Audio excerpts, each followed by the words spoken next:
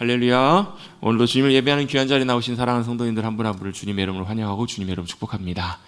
아까 인사 나눴지만 다시 한번 인사 나눌까요? 이 밤에 뵙게 돼서 참 반갑습니다. 뵙게 돼서 참 반갑습니다. 오늘 쉬신 분도 계시고 못 쉬신 분도 계실 텐데요. 우리 육신의 쉼을 통해서 우리가 힘을 얻는 것처럼 우리의 영혼도 우리의 안식처 되시는 주님 안에서 주님으로 인해서 쉼을 누리시고 충전되시고 힘을 얻으시는 사랑하는 성도님들 되시기를 주님의 이름으로 축원합니다. 때때로 육신이 못 쉬어서 피곤할 때도요, 우리의 영혼이 충전되고 새 힘을 얻으면 또 육신의 피곤함과 연약함도 또 감당할 수 있게 되더라고요. 중요한 것이 우리의 영혼이 채워지고 또 쉼을 누리고 힘을 얻는 것이 참 중요합니다. 그래서 다윗이 늘 사울왕에게 쫓기면서도 그가 고백하고 경험했던 참 귀한 게 뭐냐면, 그가 경험하고 고백했던 게 뭐냐면, 나의 힘이신 여호와여, 하나님이 나의 힘이 되십니다, 내가 주님을 사랑합니다, 이렇게 고백했던 그 고백이 실제 삶을 통해서 경험하는 경험이었거든요. 어찌 보면 다윗의 삶에서도 다윗의 많은 시편들이, 또 다윗의 많은 믿음의 고백들이 언제였을까? 그가 나중에 왕이 되고 평안한 중에 왕궁에서 하나님이 주신 귀한 은혜들과 귀한 승리들을 누리고 있었을 때보다도 오히려 그가 사울왕에게 쫓겨서 광야 가운데 목숨이 위태위태하고 정말로 쉽지 않았던 그 삶의 순간순간들을 보낼 때 그가 경험했던 그 은혜가 훨씬 더 크지 않았겠냐는 거예요. 그때 훨씬 더 많은 시편의 고백들이 쓰여졌어요. 왜요? 하나님이 나의 힘이 되시고 생명과 능력과 소망이 되심을 언제요? 더 직접적으로 더 느끼도록, 체감적으로 느꼈던 자리가 어딘가 하면, 우리가 평온하고 좋을 때보다 오히려 여러 가지 어려움 가운데 있을 때, 여러 가지 환난이나 문제들을 우리가 만나고 경험할 때, 그때가 바로 더 귀한 주님의 은혜와 놀라운 역사하심을 우리가 경험할 수 있지 않겠냐는 거예요. 다윗도 마찬가지로 그랬습니다. 그때마다 정말로 위기의 순간에 하나님이 나의 힘이 되십니다, 나의 피할 바위가 되시고 요새가 되시고 나의 방패가 되시고 도움이 되십니다 라고 그가 고백했던 이유는, 그가 다 그런 과정들을 지났기 때문에 그게 그렇게 되었을 거라는 것을 우리가 믿음으로 사실 짐작을 해볼 수가 있습니다. 우리의 영혼이 주님으로 인하여 힘을 얻으시는 사랑하는 성도님들 되시기를 주님의 이름으로 축원합니다. 우리 지난주에 우리 스리랑카 우리 선교팀들 함께 또 예배를 드렸는데요, 선교사님들을 뵐 때도 특별히 더 많이 그런 것 같아요. 선교지 가보면 굉장히 영적으로 척박합니다. 왜냐하면 선교지 대부분 복음이 필요한 사람들이고, 거기에는 이방 종교, 다른 타 종교, 타 문화, 이런 모든 것들이 있기 때문에 참 영적으로 사실은 힘든 그런 지역에서 이제 복음을 전하세요. 더더군다나 거기는 누가 아는 사람도 많지도 않고, 누군가 이렇게 좀 힘들면 만나서 허심탄회하게 얘기도 하고 교제하고 이럴 수 있는 사람들도 많지 않은 그런 상황이잖아요. 그래서 보면 항상 사실 조금 어렵고 위축되고 힘든 그런 시간들을 선교사님들이 많이 보내십니다. 비결은 어디 있냐면요, 그 와중에 늘 하나님 앞에 믿음으로 나와서 말씀으로, 또 기도의 자리에서 주님과 교제하고 주님이 공급해 주시는 힘으로 채워지고 주님의 은혜가 풍성하게 임하는가 안 임하는가, 그게 선교사님들의 사역과 삶의 모든 것들을 결정하는 것 같아요. 제가 볼 때는요. 그게 없으면 정말로 힘들고, 그게 없으면 정말로 아마 사역들이 정말 어렵고 힘들 거예요. 그런데 주님께 주시는 새 힘으로 채워지고 그 영혼이 풍성한 주님의 은혜로 넘쳐나면, 내가 홀로 곳에 떨어져 있어도, 내가 그곳에 혼자 있는다고 할지라도, 의지할 것 없고 누릴 것이 없어도 주님이 주신 힘으로 말미암아 그곳에서 담대하게 일어설 수 있고, 거기서 놀랍게 주님이 역사하시고. 그래서 선교사님들을 통해서 보면, 우리가 선교사님들이 많은 역사와 일들을 이루고 엄청난 업적을 이루고, 그것들도 좋겠지만 사실 그거보다 더 좋은 게 뭐냐면, 그곳에서 하나님과 동행하며 서 계시는 거, 그게 사실 더 중요한 일이거든요. 그렇게 믿음으로 주님과 동행했을 때 한 사람이 그 선교사님을 통해서 주님 믿고 돌아왔다고 할지라도, 분명히 주님은 그곳 가운데에서 주님의 놀라운 일들과 역사심들을 나타내시더라고요. 여러분, 하나님이 우리의 힘이 되시는, 또 우리의 영혼을 소생시켜 주시고 우리의 영혼을 충만케 해주시는 귀한 은혜를 경험하시는 저와 여러분 되시기를 다시 한번 주님의 이름으로 축원합니다. 아멘. 그래서 우리 지난주 그렇게 예배를 드렸고요. 그 전주예요. 그러니까 2주 전에, 지난주 말고 그 전주에 9월 마지막 주에 우리가 사실 창세기 24장 이 앞에 부분을 먼저 한번 좀 나눴었거든요. 1절부터 해서 그 부분을 쭉 나눴는데, 사실 제가 나누고 나서 좀 뒷부분을 다시 한번 좀 정리하고 다시 좀 나눴으면 좋겠다라는 마음이 좀 들어서, 그 부분과 좀 겹치는 부분이기도 하지만 다시 한번 그 부분을 오늘 이 시간을 통해서 말씀을 좀 나눠보려고 합니다. 중요한 부분이기도 하기 때문에 그래요. 왜 중요한가? 두 가지 이제 그 창세기 23장과 24장에는요 두 가지 중요한 포인트가 있습니다. 무슨 포인트가 있냐면, 자, 아브라함이 왜 중요한 역할을 해요? 믿음의 조상이기 때문에 그래요. 믿음의 조상이라는 말은 무슨 말이냐면, 하나님께서 아브라함을 통해서 믿음의 약속, 믿음의 역사를 시작하셨다는 얘기거든요. 그러니까 새로운 스테이지가 열리는 거예요. 새로운 장이. 저는 이제 성경을 쭉 정리해 갈 때 처음에 보면 아담을 통해서 하나님께서 하나님의 역사를 이루시거든요. 완벽한 하나님의 역사를 이루시는데, 아담이 범죄하고 넘어지면서 첫사람 아담이 실패해요. 그로 인해서 하나님이 이루셨던 창조의 완벽한 것들이 깨어져요. 뭐가 역사하기 시작해요? 죄가 역사해요. 뭐가 죄예요? 하나님 말고 사람이 하나님 자리에 앉아있는 게 죄라는 거예요. 내가 내 마음대로 하나님 자리에 서서, 그래서 그 죄의 역사의 끝이 뭐예요? 노아의 시대에 보면 죄가 온 땅을 가득 덮어요. 왜? 인간이 많아지면 많아질수록 하나님이 더 많아지는 거예요. 인간이 많아지면 많아질수록 인간의 탐심과 인간의 욕심과 이것들이 더 많아지기 때문에 온 땅에 뭐가 죄가 가득 차버려요. 하나님께서 더 이상 안 되시겠다 싶어서 온 땅을 다 쓸어버리세요. 청소하시는 거예요. 뭐 하시려고요? 다시 시작하시려고. 누굴 통해서? 노아를 통해서요. 그래서 노아를 통해서 셈과 함과 야벳, 이 세 아들을 통해서 하나님께서 다시 인류를 다시 이 땅에 번성. 그래서 여러분 창세기 읽어보면요, 창세기 8장 9장 읽어보면 노아의 홍수 다음에 하나님께서 노아가 방주에서 나온 다음에 하나님께서 노아에게 하셨던 말씀, 약속의 말씀을 보면 아담에게 하셨던 약속과 말씀과 똑같은 걸 보게 돼요. 거의 유사해요. 거의 유사해요. 너는 땅에 생육하고 번성하라, 땅에 충만하라. 이 말씀을 왜 하실까요? 다시 하나님께서 창조 역사를 시작하시는 거예요. 그런데 그 새롭게 시작했던 하나님의 홍수 이후의 약속의 하나님의 역사들도 어떻게 끝나는가? 그 역사가 어떻게 끝나냐, 마무리가 되냐면요, 바벨탑으로 끝나요. 바벨탑이 뭐예요? 우리의 이름을 내자. 우리가 하나님만큼 높아져서 우리가 흩어짐을 면하고 우리가 우리의 이름을 내고 뭐 하자는 거? 이 땅에서 우리가 잘 살아보자. 이게 바벨탑이에요. 여러분, 하나님 없이 잘 살아보자. 이건 여러분 헛된 공약입니다. 하나님 없이 잘 살아보자. 이건 여러분 헛된 소망이에요. 헛된 기대예요. 이건 절대로 이루어질 수가 없어요. 왜? 이 천지만물은 하나님이 주권자이시고 주인이시기 때문에 그렇잖아요. 결국은 뭐예요? 우리가 잘 살아보자. 어떻게? 주님 안에서. 이게 되어야지. 하나님 없이 우리가 우리의 이름을 내고 잘 살아보자. 그래서 성경에서도요, 많은 그런 이야기들이 있어요. 자기 이름을 내려고, 자기가 자기 일들을 이루려고 냈던 사람들은 결국 그 끝이 다 좋지가 않아요. 결국은 하나님이 높여주셔야 되는 것이고요, 하나님이 그 일과 역사하심들을 이루어주셔야 되는 것이지 자기가 하려고 하면 안 된다는 거예요. 누구요? 누가 있을까요? 생각나는 사람. 학기세 아들 누구죠? 갑자기 방금 이름이 있었는데 생각 잃어버렸네. 솔로몬의 형, 이복 형, 아도니아. 학기세 아들 아도니아. 아도니아가 어때요? 아버지 다윗이 이제는 막 나이가 들어가지고 곧 돌아가실 때가 돼가지고 이제 막 의식도 혼미하고 제대로 이제 그 운신을 못 하시니까 어떠냐는 거예요. 자기가 왕이 돼야 되고 자기 스스로 생각할 때 아버지 왕자를 이어서 자기가 왕이 되면 합당하다고 생각한 거예요. 자기 많은 사람이 없다고 생각했나 봐요. 여러분, 자기가 볼 때 합당하고 좋은 게 중요한 게 아니라요, 하나님이 누굴 세우시고 선택하셨냐, 그게 더 중요한 일이잖아요. 근데 그것 없이 어때요? 자기가 스스로 왕이 돼야 되겠다. 백성들의 마음도 다 자기에게 향한 줄 알아요. 착각이죠. 그래서 어때요? 사람들을 모아다가 뭐 요압과 뭐 아비아달과 제사장들과 이 사람들 다 모아가지고 자기가 왕이 되려고 딱 자리를 세우잖아요. 결국은 자기가 시작했던 일은 어떻게 해요? 결국 망해요. 무너져요.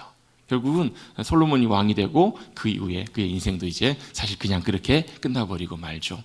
결국은 어쨌든 바벨탑 사건을 통해서 모든 것들이 이제 마무리가 되었을 때 하나님께서 창세기 12장부터 새로운 역사를 시작하세요. 그 역사가 무슨 역사냐면 믿음의 역사예요. 물론 그걸 보고 뭐 원역사하고 그다음에 뭐 그 족장사 이렇게 창세기 이렇게 12장 기점으로 해가지고 나누기도 하는데요. 12장부터 50장까지를 족장사 이렇게 부르기도 하는데 뭐 그렇게도 분류할 수 있지만 12장부터 하나님께서 새로운 역사를 시작하시는데 그게 무슨 역사냐면 믿음의 역사예요. 무슨 믿음의 역사요? 하나님이 약속하신 것을, 말씀하신 것을 이루실 것이라는 것을 믿고 순종하며 따랐던 아브라함을 통해 시작했던 하나님의 역사예요. 그래서 아브라함을 뭐라고 불러요? 믿음의 조상이라고 부르는 이유는 아브라함에서부터 시작했던 그 믿음의 역사가 사실 지금까지도 계속 예수 그리스도를 통해서 지금까지도 이어지고 있어요. 그 약속이 뭔데요? 그 약속이 뭐예요? 네가 복이 되라는 거예요. 무슨 세상에 네가 복이 되라는 말은 뭐냐면 네가 복의 통로가 되라는 말이에요. 예전 성경, 예전 개혁 성경에 보면 너는 복의 근원이 될지라 이렇게 표현됐는데, 복의 근원은 하나님이시고 아브라함은 뭐가 되는 거예요? 복의 통로가 되는. 복의 통로가 된다는 말은 무슨 말이에요? 복의 근원 강림하사. 복의 근원이 하나님이 우리 가운데 강림하실 때 누구를 통해서? 아브라함을 통해서. 아브라함을 통해서 누구를 통해서요? 아브라함의 후손들을 통해서. 아브라함의 후손을 통해서 하나님께서 뭘 세우시겠다고요? 큰 민족, 큰 나라를 세우시겠다고요. 이스라엘을 통해서. 그 이스라엘이 뭔데? 하나님 나라, 하나님 거룩한 백성. 그래서 그 민족을 어떻게 하세요? 하나님께서 나중에 출애굽시키셔가지고 시내산에다 불러도 놓고 하나님께서 뭘 하세요? 다시 그걸 확증하시는 거예요. 야, 너희가 내 소유다. 내 거룩한 백성, 거룩한 나라가 되리라. 제사장 나라가 될 것이다. 제사장 나라라는 말은 무슨 말이에요? 하나님과 세상 사이를 중보하는, 연결시켜주는 통로 역할을 하는 민족이 바로 누구라는 거예요? 이스라엘이라는 거예요. 그래서 여러분, 지금 시대도 마찬가지예요. 세상이 하나님을 어떻게 봐요? 세상이 하나님의 사랑과 은혜와 생명을 어떻게 누려요? 누굴 통해서요? 우리를 통해서, 믿음의 백성들, 믿음의 삶을 통해서 세상이 하나님을 보는 거예요. 세상이 여러분, 초자연적인 특별한 경우를 제외하고는 하나님의 살아계심과 역사하심을 누굴 통해서 봐요? 우리를 통해서 본다고요. 누굴 통해서 봐요? 예수 그리스도의 증인들, 예수 그리스도의 제자들, 그들을 통해서 하나님의 살아계신 하나님, 그분을 통해서 보내주신 아들 예수 그리스도, 그분이 우리의 구주가 되심, 그리고 그분을 통해서 우리가 하나님의 자녀가 됨, 이 놀라운 사실들이 놀랍게 이루어졌음을 보게 하시고 믿게 하셔서 우리를 통해서 우리가 뭐가 되는 거예요? 하나님의 자녀가 되는 거예요. 하나님의 자녀가. 하나님의 복의 통로들이 되는 거예요. 복의 통로라는 말은 내가 복이 아니라 나를 통해서 하나님의 복이 흘러가는, 나를 통해서 하나님의 복이 역사하는. 그래서 성경에 보면 너희를 뭐라고 성경에 표현하고 있냐면 너희가 빛의 자녀라는 거예요. 에베소 말씀에 보면 너희가 빛의 자녀라, 빛의 자녀들처럼 행하라. 아멘? 어떻게 빛의 자녀들처럼 행하실래요? 여러분에게 빛이 있어요? 없어요? 없어요. 여러분에게는 없어요. 우리에게는 없어요. 누가요? 빛이신 주님이 우리 가운데 함께 하셔서 우리가 그 주님을 가리지 않아야 빛이 비춰지는 거예요. 여러분 어때요? 여러분 빛을 잘 비추려면 어떻죠? 빛에 더 가까이 가야 돼요. 빛이 우리에게 더 강하게 비춰지면 더 강하게 가까이 가면 갈수록 빛이 우리를 통해서 밝게 비춰지잖아요. 그렇죠. 근데 저 멀리 떨어져서 빛이, 그럼 어때요? 빛이 희미하게 비춰지겠죠. 심지어 거기다가 뭘 앞에 가려버려요. 그럼 빛이 비춰져요? 안 비춰져요? 안 비춰진다고요. 여러분, 저와 여러분을 통해서 우리가 빛의 자녀로 살아가기 위해서 여러분 빛이신 주님이 우리를 통해서 환하게 비춰질 수 있게 되기를 주님의 이름으로 축복합니다. 그리고 우리를 통해서 나타나는 거예요. 그게 뭐예요? 그게 거룩한 삶이에요. 거룩한 삶은 내가 거룩한 삶을 사는 게 아니에요, 여러분. 거룩하게 살아야지 이게 아니고요. 거룩하신 주님이 우리와 함께 하시고 우리를 통해서 나타나시는 삶을 사는 것, 그게 거룩한 삶이에요. 그래서 그 주님과 늘 가까이 하고 함께 하면 할수록, 여러분 그런 거 있잖아요, 여러분. 뭐 이렇게 그 자석 있죠, 자석. 저도 이제 연장에다가 그걸 놓고 쓰는데요. 드라이버 있잖아요, 드라이버. 저도 전동 드라이버도 있고 그런데 전동 드라이버에다가 뭘 끼워 쓰냐면 자왁이라 그래요. 자석을 끼워 써요. 자석을 왜 끼워 쓰냐면 드라이버로 나사를 풀거나 조일 때 거기 자석이 붙어 있으면 쇠로 된 나사는 거기 딱 붙어요. 딱 붙어서 안 떨어져요. 그럼 훨씬 쉽게 작업을 해요. 그럼 재밌는 게요, 그 자석을 딱 빼도 일시적으로 어느 정도는 그 드라이버가 자성이 남아있어요. 왜요? 자석과 오래 같이 붙어 있었기 때문에 그래요. 여러분, 거룩함도 마찬가지예요. 거룩하신 주님과 우리가 동행하고 함께하면 할수록 주님의 거룩하심이 우리의 삶을 통해서 묻어나 나타나요. 여러분 그렇잖아요. 향수나 뭐 향기로운 거, 여러분 싼 보자기는 어때요? 그걸 빼도 조금 있어도 어때요? 향기가 나잖아요. 야, 그럼 그 냄새를 맡으면서 아, 참 좋다. 이거 뭘 쌓는 포장지인가 보다. 이렇게 우리가 추측해 볼 수 있잖아요. 뭐 저는 커피 좋아하지만 커피 쌌던 봉투에요, 커피 다 버려도 그 안에서 커피 향 난다고요. 마찬가지 우리는 그리스도와 함께, 거룩하신 주님과 함께 주님의 거룩하심과 주님의 그리스도의 향기를 나타내는 귀한 복의 통로로 부름받은 줄로 믿습니다. 그게 뭐라고요? 그게 하나님의 언약이고 하나님의 역사하시는 놀라운 계획이고 하나님의 놀라운 섭리고 계획이에요. 누구를 통해서? 아브라함을 통해서. 그래서 뭐라는 거예요? 넌 복이 되라. 그리고 또 한 가지 약속하셨던 게 뭐예요? 내가 큰 민족을 너를 통해서 이루게 하리라 라는 거예요. 왜? 이게 두 가지 조건들이, 두 가지 약속이 같이 맞아 떨어지는 거예요. 큰 민족, 그 민족은 숫자가 많아서 큰 민족이 아니에요. 하나님이 함께 하시고 역사하시는, 붙들어 주시는 민족이에요. 누구예요? 이스라엘. 그리고 지금은 어떻게 해요? 영적인 이스라엘로 살아가는 우리 모두들이잖아요. 여러분, 저와 여러분 큰 하나님의 백성들인 줄로 믿습니다. 이제 누구죠? 다윗이 그렇게 고백하잖아요. 골리앗 앞에서 담대하게 서서 나가잖아요. 뭐 때문에요? 너는 칼과 창과 단창으로 내게 나오지만 나는 만군의 여호와 나와 함께 하시는 주님과 함께 나아가기 때문에 너 겁 안 나. 여러분 사실 어찌 보면 골리앗 앞에서 위축될 수밖에 없죠. 키가 3m가 넘어요. 그리고 여러분 전쟁에 이골이 난 장수예요. 그렇기 때문에 이스라엘에서 아무도 엄두도 못 낼 만큼 압도적인 위용을 자랑하고 있었던 골리앗 앞에 다윗이 미쳤다고 그렇게 나가요? 미쳤죠. 뭐가 미쳤어요? 하나님께 미쳤어요. 왜? 하나님의 함께 하심, 하나님의 권세와 능력, 그와 함께 하시는 것을 그는 보았고 믿음으로 의지했기 때문에 나갈 수 있는 거잖아요. 여러분 저와 여러분도 우리의 큰 용사인 줄로 믿습니다. 기드온처럼 기드온 제가 무슨 큰 용사예요. 야 너 큰 용사요. 기드온이 대단해서가 아니라 기드온과 함께 하신 하나님이 위대하신 주님, 크신 하나님이시기 때문에 그래요. 여러분 저를 따라 고백해 보시겠습니다. 크신 하나님, 전능하신 하나님, 만군의 여호와, 능력의 주님, 그분이 저와 여러분의 하나님이신 줄로 믿습니다. 그 하나님이 우리를 통해서, 이스라엘을 통해서 그 역사를 나타내 보이시고 원하시는 거예요. 그게 아브라함에게 하신 언약이에요. 그리고 뭘요? 하나님께서 내가 너에게 인도한 그 땅을 주리라, 그 땅에 거하라. 그건 무슨 얘기냐면 이 땅에 하나님께서, 여러분 하나님 어디 계세요? 하늘 보좌에 계시잖아요. 하늘에 계신 하나님이 이 땅에는 하나님의 백성들과 함께 거하시고자 하시는 장소를 어디를 선택하신 거예요? 그 땅을 선택하신 거예요. 그 땅이 좋아서 이유는 몰라요. 이유는 설명돼 있지 않아요. 지정학적으로 좋은지 아니면 어떤 조건이 좋은지 그건 몰라요. 중요한 것은 그 땅이 좋은 이유는, 그 땅이 젖과 꿀이 흐르는 땅인 이유는 거기에 누가 함께 하시기 때문에, 새초부터 새말까지 하나님의 영광 가운데 함께 하시는 곳이기 때문에 그 땅은 귀한 곳이에요. 그래서 아브라함에게 있어서는 두 가지가 굉장히 중요해요. 뭐가 중요해요? 땅이 중요해요. 하나님이 약속하신 그 땅이 주시겠다고 하셨으니까 그 땅이 주어져야 되죠. 그죠? 그 다음에 또 뭐가요? 복의 통로로 주님 나를 삼으셨다고 하는데, 나를 통해서 뭐가요? 큰 민족이 이루어져서 그 민족이, 그 나라가 복의 통로가 돼야 되는 약속이 남아있잖아요. 이 두 가지가 다 성취가 돼야 되는 거예요. 이게 어디서 이루어져요? 23장과 24장에서 성취되기 시작해요. 23장은 무슨 장이에요? 사라가 죽었어요. 사라가 죽고 장사를 지내야 되는데 어때요? 장사를 지내려면 땅이 필요하잖아요. 그죠? 근데 땅을 어떻게 해요? 주변 사람들에게 가가지고 땅 얘기를 했더니 주변에 있던 해족속 사람들이 어떻게 해요? 당신은 하나님의 지도자입니다. 하나님의 사람이면 우리가 다 알고 있습니다. 그냥 원하시는 땅 마음대로 가져가십시오. 마음대로 사용하십시오. 호의를 베풀어요. 그럼 여러분 어떻게 하시겠어요? 우리는 한국 사람이니까 3번은, 한 2번 정도는 사양을 해야죠. 근데 어때요? 그런 호의 있으면, 우리가 그 호의를 베푼 사람의 마음을 우리가 받아서라도 우리가 좀 이렇게 받아줘야 되겠다, 이런 생각하면서 속으로는 어때요? 아싸, 공짜다. 공짜로 땅 얻었다. 이런 생각, 이런 마음이 들 수 있을까요? 없을까요? 있을 수도 있겠죠. 근데 아브라함은 단호하게 거절해요. 단호하게 완곡하게 거절합니다. 아닙니다.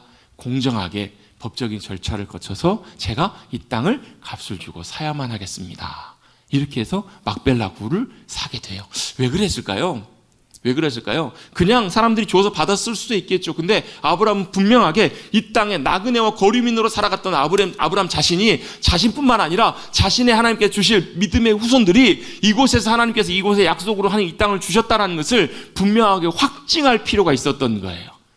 그냥 거저주는 것이 아니라 대가를 지불하고 분명히 값을 치르고 그 일을 처리해서 그 땅이 하나님께 주신 이제 최초의 가장 분명한 확실한 소유가 되는 것을 아브라함은 확실히 정리하기를 원했던 거예요. 그래서 여러분 이 사건이 우리에게 보여주는 또 중요한 교훈 하나가 있습니다. 대가 지불이라는 거예요. 그냥 우리가 얻을 수도 있지만, 여러분 그냥 받을 수도 있지만, 여러분 공짜가 아니라 분명히 값을 치르고 대가를 지불하는 것들이 영적인 원리 가운데 사실 굉장히 중요해요. 우리가 주님 따라가기 위해서도 뭐가 반드시 필요하냐면 대가 지불이 필요합니다. 제자들도요, 주님 따라가기 위해서 뭘 해요? 대가를 지불하고 따라가요. 자기 것들을 버리고. 그래서 주님이 나를 따라오려거든 어떻게 따라오라고요? 자기 십자가를 지고 따라오라고. 여러분 이 십자가를 진다는 말은 원래 자기 부인이에요. 자기 부인. 자기 자신을 부인하는 것인데, 이 의미 안에 또 뭐가 있냐면 자기 십자가를 지고 자기의 모든 것들을 버리고 또 값을 치르고 대가를 지불하고 주님을 따라가야 한다. 그렇게 해야 주님을 배우고 따라가는 과정이 있다는 거예요. 여러분 공짜는 여러분 좋아하는 게 아니에요. 여러분 공짜는 주신다면, 은혜처럼 우리가 공짜로 받는 은혜가 있다면 감사함으로 받는 것이고요, 공짜를 좋아하고 따라가는 것이 아니라 우리는 마땅하게 대가를 지불할 때, 여러분 우리가 대가를 지불해야 배우고 훈련되고 잘 주님을 따라갈 수 있는 부분들이 분명히 있어요. 여러분 우리 대가를 지불하는 것, 여러분 이걸 아깝게 생각하셔서는 안 돼요. 내 것을 기꺼이 내놓고 당연하게 정당하게 내 대가를 지불하고, 아니 오히려 어째 보면 주님 따라가기 위해서 주님 말고 다른 모든 것들을 다 내어놓는 그런 훈련과 연습이 되어 있어야 여러분 우리가 주님을 잘 믿음으로 따라가는데 준비될 수 있어요. 이게 안 되면 주님 따라가는 데 걸림돌 냅니다. 이런 모습들을 많이 봐요. 각자에게 사람마다 다 그런 부분들이 다 있어요. 여러분 우리가 대가를 기꺼이 지불해야 될 때 여러분 주님 선택하기 위해서 대가를 지불하고 따라가실 수 있는 사랑하는 성도님들 되시기를 주님 여러분 축복합니다. 이게 뭐예요? 이게 여러분 천국 비유에서 나오는 원리예요. 밭에 감 주인 보화를 찾기 위해서 그 밭을 사기 위해서 모든 걸 다 파는 거예요. 값비싼 진주, 정말 귀한 진주를 발견한 사람이 자신의 모든 것을 다 팔아서, 있던 진주도 다 팔아서 그걸 사는 것처럼 정말로 하나님 나라의 귀한 가치와 하나님 기뻐하시는 일을 발견하면 뭐 하는 거예요? 값을 다 지불하는 거예요. 여러분 주님께 대가를 지불하는 것, 주님을 위해서, 믿음의 일들을 위해서 여러분 대가를 지불하고 따라가는 일에 여러분 아까워하지 마시고 기꺼이 여러분 주님 앞에 드리고 대가를 지불하고 따라가실 수 있는 사랑하는 주님의 귀한 제자들 되시기를 주님 여러분 축복합니다. 이게 되어야 주님 따라가는 것들이 가능해지거든요. 이 아브라함은 기꺼이 대가를 지불하고 그 땅을 사게 됩니다. 이제 뭐가 하나 됐어요? 이 땅에 하나님께서 이 땅을 주시겠다라는 약속하심, 그 약속이 이제 요만큼 성취되기 시작한 거예요. 그게 언제 성취돼요? 500년, 한 500년쯤 지났을까요? 한 몇백 년 지난 후에 이 약속이 성취가 돼요. 누굴 통해서? 여호수아를 통해서. 여호수아를 통해서 하나님께서, 이스라엘을 통해서 200만 명이 그 땅에 들어와서 그 땅을 하나님께서 다 주셔서 그 땅에 다 정착하게 될 때까지 약속이 계속 성취돼 가고 있는 거예요. 아브라함은 뭘요? 그걸 믿음의 눈으로 보았어요. 그 놀랍게 그 장사 지내는 막벨라고를 사는 걸 통해서 하나님께서 이 땅을 우리에게 이제 나에게 주셨구나, 우리 가정에 우리 후손들에게 주셨구나라는 것을 그는 분명히 확신하고 갈 수 있었던 거예요. 하나가 분명히 이제 확실하게 믿고 따라갈 수 있는 무언가가 하나 이루어지기 시작했습니다. 그리고 또 한 가지 이제 두 번째 중요한 것이 있습니다. 그게 바로 뭐냐면 하나님이 하신 약속이 누굴 통해서요? 후손들을 통해서 이루어져야 돼요. 하나님께서 주셨죠. 누굴 주셨어요? 이삭 주셨습니다. 이삭 하나. 아들 하나를 주시면서 큰 민족이 되게 하시려면 아들들을 많이 주셔야 되잖아요. 근데 몇 명 주셨어요? 아들 딱 하나 주셨다고요. 그게 누구예요? 이름하여 이삭입니다. 이삭. 기쁨, 웃는다, 웃음이라는 이삭을 한 명을 주셨습니다. 근데 이제 이삭에서 멈추면 안 되잖아요. 이삭을 통해서 뭐가 이루어져야 돼요? 이제 후손들이 더 번성할 수 있어야 되잖아요. 그러려면 뭘 해야 되죠? 결혼을 해야 되는 거예요. 결혼을. 그래서 사실 창세기 24장의 내용들은 이 약속을 주님께서 성취해 가시기 위해서 뭘요? 이삭이 결혼이라는 귀한 만남을 통해서 어떻게 주님께서 일해 가시는지를 보여주는 장면이 24장의 말씀이에요. 그래서 사실 보면 이 결혼에 대해서 요즘도 세대도 보면 뭐 옛날 같았으면 당연히 뭐 나이가 되면 이제 결혼해야지라고 이렇게들 많이 생각을 하셨는데 요즘은 또 생각들이 많이 바뀌었잖아요. 요즘 여러 가지 생각들을 많이 하고 있어요. 그래서 뭐 굳이 결혼의 필요성도 못 느끼고, 결혼하면 힘들고 어렵고 그러는데 굳이 결혼도 안 하려고 하는 그런 많은 이제 젊은 세대들이 많아요. 또 결혼해도 애를 안 낳으려고 해요. 왜 그럴까요? 상황이 참 어려워요. 결혼하는 것도 어렵고 결혼해서 아이를 낳아서 키운다라는 것이 현실적으로 상황이 너무너무 쉽지 않고 어렵기 때문에 결혼도 안 하려고 하고 또 자녀도 안 낳으려고 합니다. 그럼 어떻게 해야 될까요? 중요한 것이 하나 있습니다. 뭐냐면 상황이 그래서 현실적으로 여러 가지 어려움들이 있고 여러 가지 참 잘 어려움들이 있어서 우리가 결혼을 하니만이 자녀를 낳니만이 이게 중요한 것이 아니고요. 성경에서는 무엇이라고 말씀하고 계시는가, 그걸 우리가 분명하게 기준 세워서 잡을 필요가 있는 거예요. 사실 보면 저희도 아이들이 있지만 아이들도 뭐 결혼 이러니 저러니 막 이런 생각들, 벌써 이제 아이들이 커가니까 이런 생각들을 갖고 있어요. 저는 개인적으로 참 중요하게 생각하고 안타깝게 생각하는 것 중에 하나가 뭐냐면 결혼에 대한 성경적인 분명한 하나님의 말씀과 기준들을 우리가 분명히 알고 왜 결혼하는지, 무엇을 위해서 결혼하는지, 어떻게 하는 것인지 그걸 성경적으로 잘 배우고 하나님의 진리의 말씀에 맞춰서 순종해가는 그런 과정들이 있어야 믿음의 놀라운 역사들이 일어나는 거거든요. 여러분 결혼은 우리의 인생이 처음에 태어나는 것처럼 똑같이, 이제는 여러분 그렇잖아요. 완전히 다른 두 사람이 만나서 새롭게 하나가 돼서 출발하는 것이 결혼이잖아요. 인생의 첫 출발, 인생이 어찌 보면 출생 못지않게, 출생은 내가 원해서 한 것이 아니잖아요. 하나님이 보내셔서 내가 태어난 거잖아요. 내 의지와 상관없이 내 인생이 시작이 되다면 결혼은 달라요. 결혼은 나와 완전히 다른 그 사람이 함께 만나서 하나가 되어서 새롭게 인생을 시작하는 자리가 어디냐면 결혼의 자리라는 거예요. 네, 지난주에 제가 결혼식을 잠깐 다녔는데 여기 가까이 저희 시차례 같은 교회 목사님이 간단하게, 요즘은 이제 주례를 안 하잖아요, 젊은 세대가. 목사님이 나오셔가지고 축사 겸 이제 뭐 성혼 선포, 결혼, 축도 이렇게 다 해주시더라고요. 그 이제 찬송이랑 그런 순서는 빼고 나오셔서 옛날로 이제 우리로 치면 주례사와 이런 내용들을 이렇게 쭉 짧게 해갖고 해주시더라고요. 근데 창세기 2장 말씀을 언급하시면서 공동 번역에 이렇게 번역이 돼 있다라는 거예요. 어떤 내용이냐면 창세기 2장에 보면 아담의 갈비뼈를 빼가지고 하와를 만들잖아요. 하와를 하나님께서 인도해 오실 때 여기 개혁 개정 성경에 보면 그냥 보면서 보라, 뭐 내 뼈 중에 뼈, 살 중에 살이다 이렇게 나와 있잖아요. 공동 번역에는 뭐라고 나와 있냐면 이렇게 표현됐다는 거예요. 와, 내가 이제 보았다라는 거예요. 내가 이제 드디어 보았다, 만났다 이렇게 표현돼요. 그러니까 하와를 보면서 내가 이제 드디어 뭘 만났다라는 거예요. 내 살, 내 뼈, 나와 하나, 그 존재를 만났다라는 거예요. 그 존재가 누구예요? 누구예요?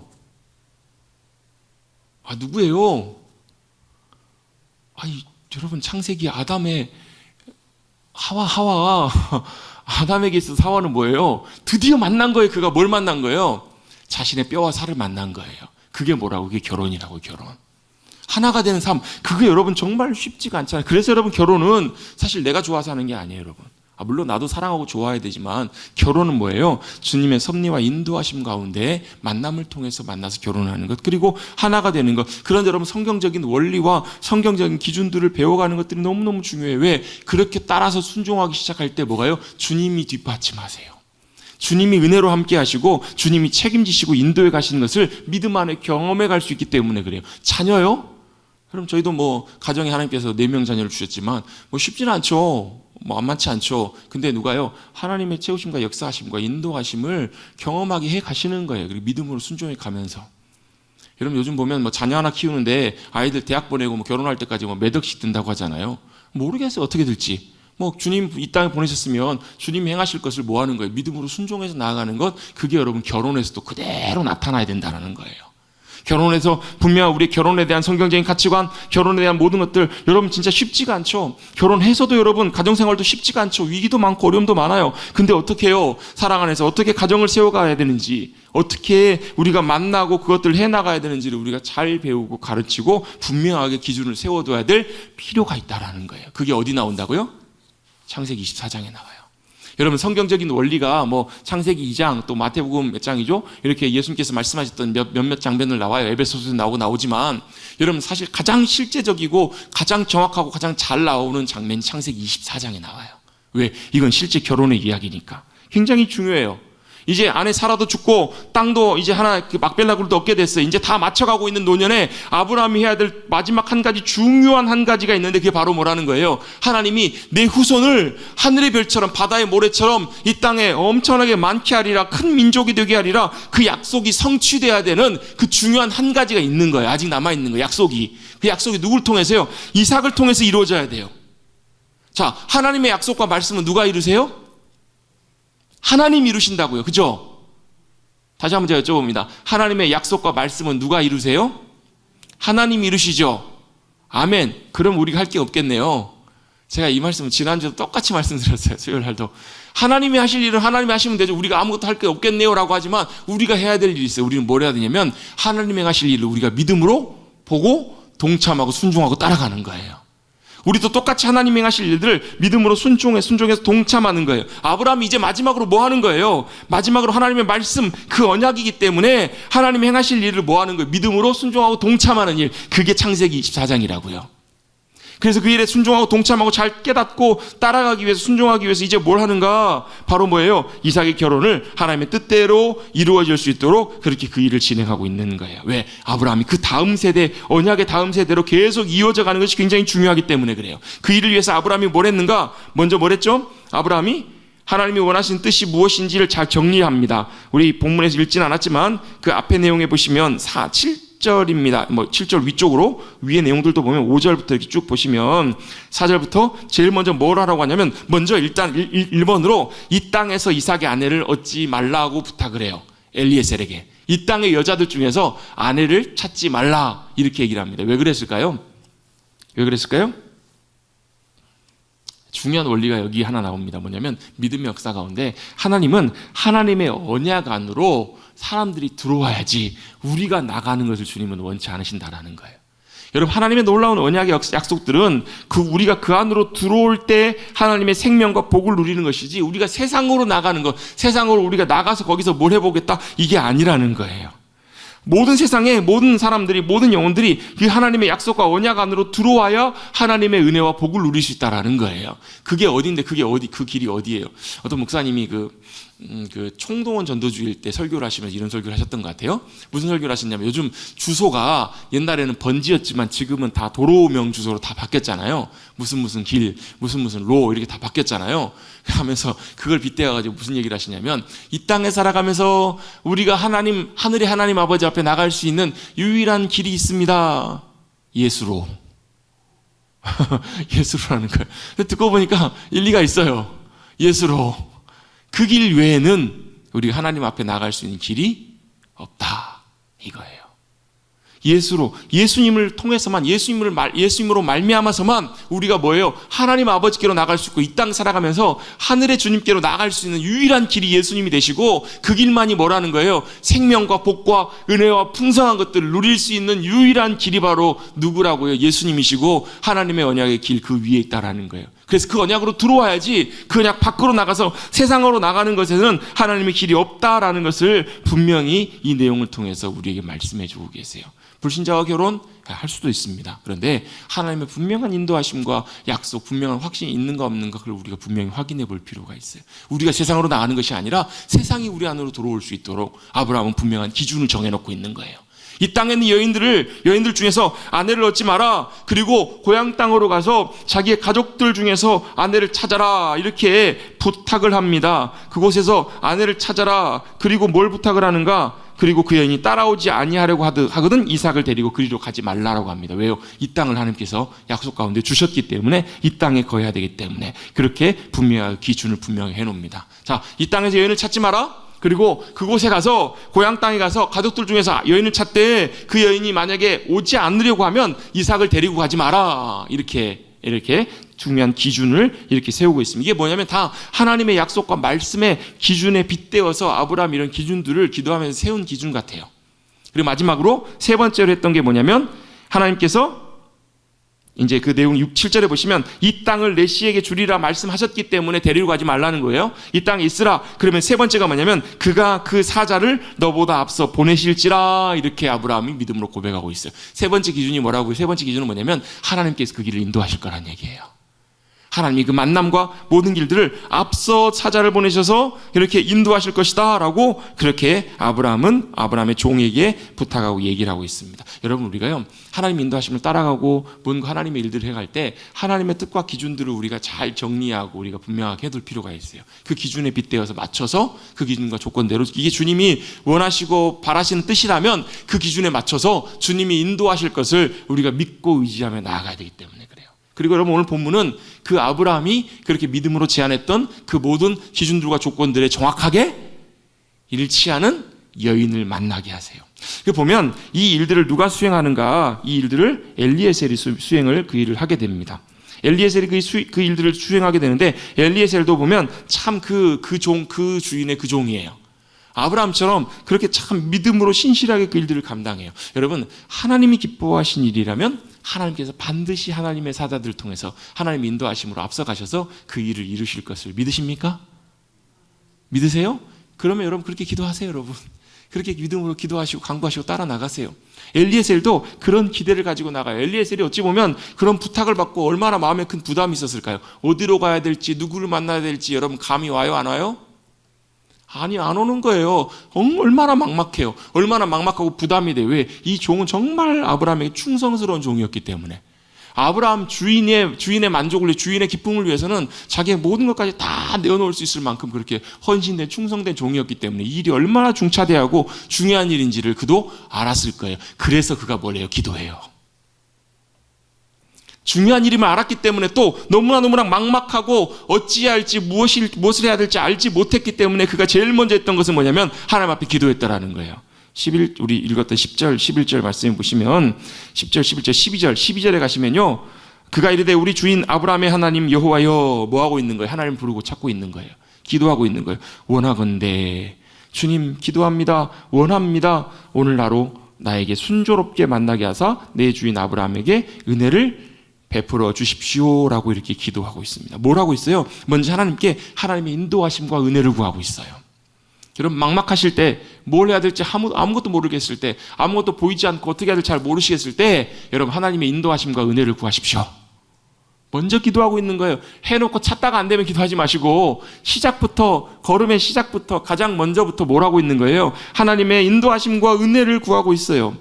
그도 사람인지라 무슨 일이 생길지 어떻게 해야 할지 누구를 만나야 될지 그 만나는 여인이 좋은 여인인지 아닌지 이삭에 적합한 여인인지 아닌지 알 수 있어요 없어요?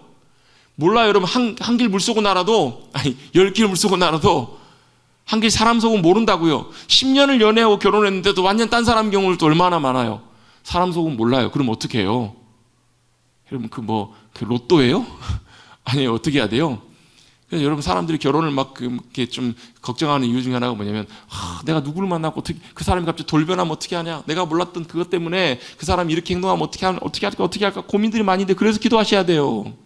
그래서 기도해야 돼요. 뭘요? 하나님의 인도하심과 하나님의 은혜, 인도하심과 도우심을 참 구해야 되기 때문에 그래요. 그런 기도하면서 하나님의 은혜와 인도하심을 그렇게 구하면서 뭘 하고 있는가 확신하면서 하나님 앞에 기도하고 있습니다.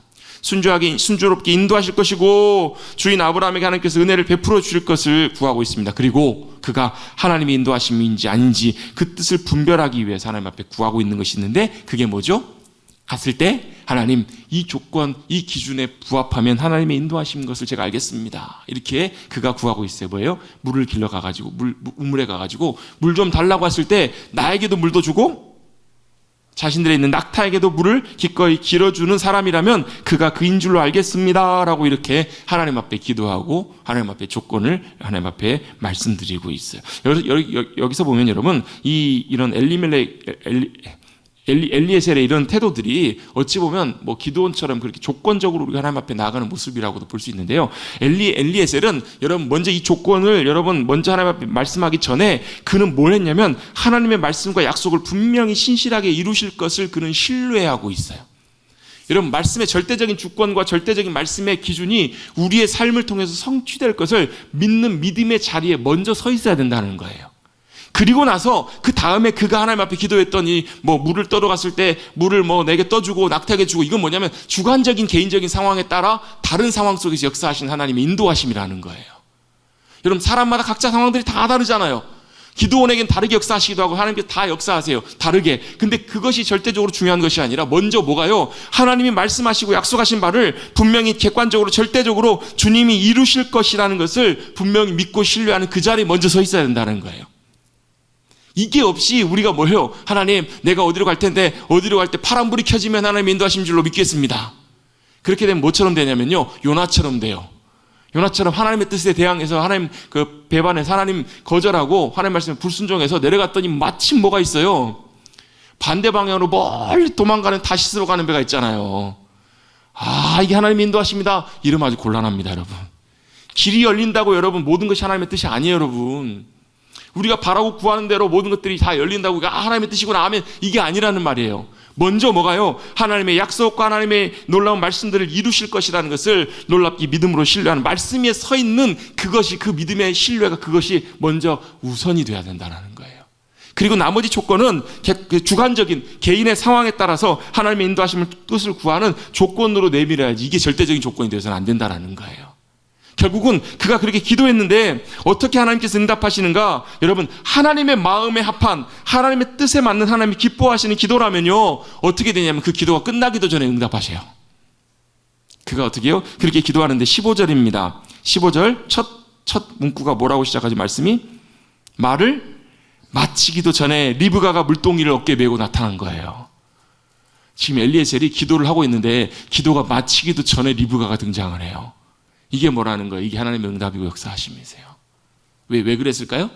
하나님이 기뻐하신 대로 하나님의 뜻을 따라서 하나님의 마음에 합당하게 구하는 기도와 간구는 여러분 우리의 기도와 뜻이요 우리의 기도와 간구가 하나님의 뜻과 하나님의 기준과 하나님이 원하신 것과 맞아떨어지면요 하나님 우리 기도 끝나기도 전에 주님 역사하신다니까요. 왜? 그걸 주님 기뻐하시기 때문에 그래요. 여러분 그런 기도의 놀라운 응답과 놀라운 역사하심들을 경험하실 수 있는 사랑하는 성도님들 되시기를 주님 여러분 축복합니다. 그래요. 엘리에셀이 얼마나 깜짝 놀랐을까요? 리브가 바로 등장하는 거예요. 등장하는데 거기서 그치는 것이 아니라 기도 역사하시는데요. 그가 구했던 것 하나하나를 그대로 다 일치하게 해주세요. 그럼 얼마나 엘리에셀 입장에 소름 돋았을까요? 저도 이런 경험들 한 적이 있거든요. 여러분도 혹시 뭐 기도하다가 여러분이 기도하고 간구했는데 하나님이 정말로 요만큼도 틀림없이 하나하나 정확하게 인도해 주시는 여러분 은혜를 경험하신 적 있으세요? 충분히 하나님은 그렇게 하실 수 있는 분이세요. 어떻게 해요? 우리의 뜻과 생각이 하나님의 기도, 하나님의 뜻과 계획과 생각과 뜻과 기준에 맞아떨어질 때. 그래서 기도에서 제일 중요한 건 뭐냐면요, 우리의 간구와 우리의 주님 앞에 구하는 믿음의 기도가 하나님의 뜻과 하나님의 계획과 일치하면 그것처럼 귀한 것이 없어요. 하나님 즉각적으로 역사하시기도 하세요. 여러분 하나님께서는 그 기도를 통해서 그 기도가 끝나기도, 말을 마치기도 전에 하나님께서 선한 길로 인도하십니다. 리브가를 만나게 하십니다. 그가 구했던 것 하나하나를 다 하게 하세요. 물을 좀 달라고 했더니 어때요? 물을 달라고 했더니 급히 물동이를 손에서 내려놓고 마시게 합니다. 마시게 할 뿐만 아니라 당신의 낙타를 위해서도 물을 길어 그것들로 배불리 마시게 하겠습니다라고 먼저 얘기를 하는 거예요. 여러분 우리 지금처럼 여러분 수도에서 물 틀면 물 나오면 얼마나 좋겠어요. 근데 그 당시는 그렇지 않아요. 물을 깃는다라는 것이 우물 깊은 곳에 내려가서 물을 길어서 날라야 되는 수고를 해야 돼요.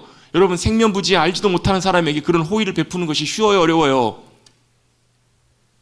어렵다고요. 둘 중에 하나일 거예요. 리브가가 원래 그런 성품이든지 아니면 하나님께서 감동하셔서 그날을 그렇게 하게 하셨든지, 어쨌든 간에 두 가지 조건을 통해서 하나님께서 정확하게 맞추어 일치하게 하십니다. 뭐하게 하시려고요? 만나게 하시려고. 이삭과 리브가를 만나게 하시려고 하나님께서 놀라운 하나하나 조건들을 다 정확하게 맞추세요. 어떤 경우에는 엘리에셀은 물을 잘 대접했는데, 물 잘 드셨으면 아유 잘 드셨습니까? 안녕히 가세요 이렇게 갈 수도 있었을 거예요. 아니면 뭐 더 필요한 거 없으세요 이랬을지도 모르겠어요. 그런데 한치의 오차도 없이 정확하게 그가 말 꺼내지도 않았는데 먼저 리브가가 낙타의 물을 먹일 것 가지고 제안을 하고 물까지 그래서 내려가서 보면요, 급히 물동이에 물을 구에다 붓고 다시 기르려고 또 내려가요. 모든 낙타를 위해서 다 그렇게 했다라는 거예요. 그 수고를 마다하지 않아요. 최소한 이 하나 모습만 보더라도 리브가는 뭐예요?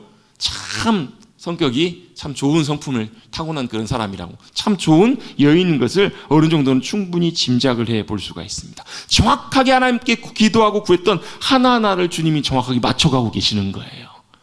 엘리에셀이 여러분 얼마나 요즘 표현으로 소름이 돋았을까요? 그런데요, 여기서 하나 중요한 것이 있습니다. 여기서 21절입니다. 21절 한번 같이 한번 읽어보겠습니다. 21절 시작.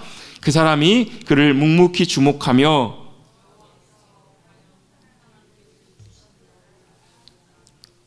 아멘. 그 사람이 엘리에셀이 그를 묵묵하게 리브가에 하는 것들 하나하나 주목하여 봅니다. 그리고 여호와께서 과연 평탄한 길을 주시고 인도해 주셨는지, 그것이 하나님의 뜻인지 아닌지를 잘 뭐하고 있는 걸 살펴보고 있는 거예요. 이걸 뭐라고 하냐면요, 하나님의 뜻인지 아닌지를 분별하는 거예요. 영적인 분별이 너무너무 중요해요. 이 일이 주님 인도하신 거 맞다고 여기서 엘리에셀이 만약에 에야 니야 하면서 춤을 추면서 좋아해 버렸으면 어찌 됐을지 몰라요. 엘리에셀은 영적인 원리를 정확하게 따라가고 있어요. 기도하고 하나님의 인도하심을 보았다면 그 다음에 뭐하고 있는 거예요? 분별하고 있어요. 이게 하나님 주신 뜻인지 인도하심인지를 하나하나 분별해가는 것들이 너무너무 중요해요. 하나하나 분별해가면 하나님의 뜻이 어디 있는지, 하나님의 행하심이 어디 있는지를 민감하게 그는 보고 있어요. 내 뜻에, 내 마음에 합당하다고, 내 마음에 너무 흡족하다고 그 일이 하나님의 뜻이라고 바로 결정해버리는 것이 아니라 내 마음과 생각을 잠깐 내려놓고, 내 생각과 내 뜻을 내려놓고, 내 기준을 내려놓고 정말로 그게 하나님의 뜻과 인도하심이 맞는지를 뭐 하는 게 필요하냐면 분별하는 것이 필요해요. 여러분 이 과정을 잘 지나가야 우리가 여러분 하나님의 인도하심을 끝까지 잘 따라갈 수 있어요. 여기서 많이 실수하는 경우들이 많아요. 여기서 우리의 뜻을 놓쳐버리고 끝까지 잘 따라가지 못하는 경우들이 많아요. 이 뜻은 어떻게 해요? 내가 내 뜻을 내려놓고 하나님의 인도하심을 구하는 거기 그 과정들. 그래서 뭐예요? 좀 더 주님과 가까워지고 주님의 뜻을 우리가 더 잘 알아가는 그런 주님과의 친밀함을 통해서 분별은 분명히 길러지는 거거든요. 우리가 주님과 더 친밀함 가운데 있을 때 하나님의 뜻을 더 온전하게 분명하게 확신하게 알 수 있게 되는 거예요. 그리고 나서 엘리에셀이 그 모든 과정을 통해서 하나하나를 다시 확인해 보고 나서 그가 심지어 그 리브가가 누구예요? 아브라함의 친족, 아브라함의 형제의 가족, 동생의 가족이었다는 것을 알고 나서 그가 이렇게 고백합니다. 26절입니다. 이에 그 사람이 머리를 숙여 여호와께 경배하고 이르되, 하나님 앞에 뭐 하고 있어요? 경배하고 있어요. 하나님 앞에 엎드려 예배하고 있어요. 이르되 나의 주 아브라함의 하나님 여호와를 찬송하나이다. 찬양하고 있는 거예요. 하나님의 인도하심 때문에 놀랍게 하나님을 경배하고 찬양하고 높이고 있어요. 그리고 뭐라고 대답하냐? 하나님이 나를 인도하셨습니다. 여러분, 저와 여러분의 삶을 통해서도 이렇게 주님을 경배하고 찬송하고 높이고 하나님이 우리의 삶을 인도하셨습니다, 이렇게 고백할 수 있게 되기를 주님의 이름으로 축복합니다. 그리고 이 인도하심의 은혜가 우리를 통해서 우리 다음 세대 자녀들까지 그대로 이어질 수 있게 되기를 주님의 이름으로 축복합니다. 믿음으로 기대하십시다. 믿음으로 주님 역사하실 것을 믿음으로 바라며 나아가십시다. 그 모든 여정 속에서도 하나님의 놀라운 인도하심을 찬송하고 경배하고 있어요. 어떻게 이게 가능했을까요? 그는 걸어가는 모든 순간순간마다 주님을 믿음으로 의지하고 동행했기 때문에 이게 가능했던 거예요. 믿음으로 동행했던 그의 삶을 통해서 하나님과 교제하며 동행했기 때문에 그것이 그의 승리의 비결이 되었던 것이고 인도하심을 경험하는 놀라운 방법이 되었던 거예요. 뭐가 중요했다고요? 하나님과 교제하며 동행하는 삶.